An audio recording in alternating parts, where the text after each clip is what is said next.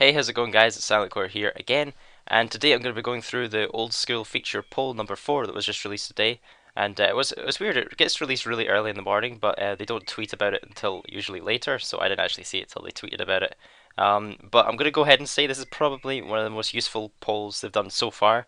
I was just really happy with all the questions, and to save you guys time, just vote yes for everything. Everything is very useful, just really helpful general in-game things.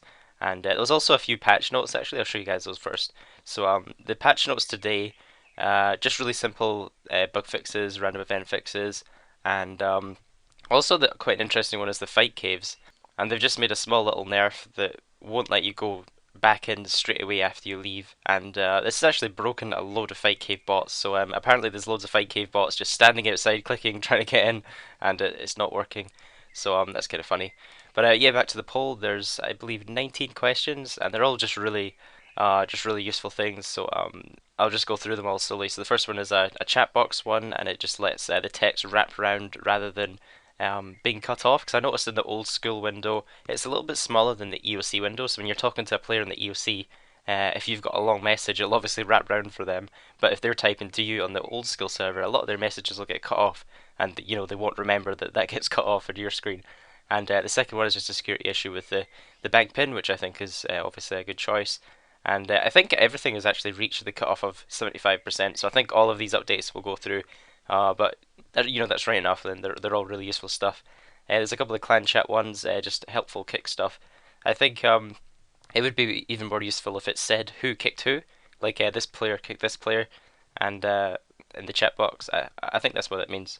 And then coming down to question 5, thank you Jagex. I've been saying this in one of my videos for so long. About the pineapples, when you use them on the bin, they don't automatically keep going in. You have to use every single individual pineapple on the bin. So thank God that's finally come. And 92%. I'm not the only one that gets annoyed with that. And also, pineapples and watermelons have you as their first left click option, which is good. Tool leprechauns will never like wander away from farming patches anymore.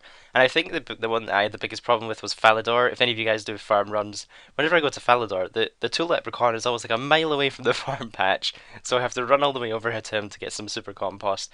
I don't know why he's always far away, so it would be nice to bring those back. And obviously to have the banknote stuff so that when you're farming herbs, if you've got a full inventory of herbs, you can use the herbs on your tool leprechaun to note them, and it means that you don't have to bank during your farm run, basically, if you have a lot of herbs. Question 9 is when teleporting using the Ecto file, it'll automatically refill it. Again, an awesome update. I've done that a few times where I teleport there, run away and realise that it's not auto refilled, and I have to run all the way back to get it. A Bones to Peaches update. I've not actually used that spell yet. And team capes are becoming free to play, which I think is another good update. Question 12, there's another free-to-play feature giving them access to the canoes, allowing you to get multiple law talismans just so you can use them as a bank saver, get multiple stacks of them, and also changing the animation of mining. And I remember when they changed the animation of mining, it gave it a really weird, long, slow animation, so they're going to be changing that with the older one, and yeah, I think that's a pretty nice update. And question 15, another useful thing that it'll allow you to do it if you've got something in your hands. Before it would ask you to unequip any weapons or armor that you've got in your, like a shield or a weapon, which was kind of annoying if you're doing a quest and you have a full inventory of food or something. So I guess that's again a lot of an easier update.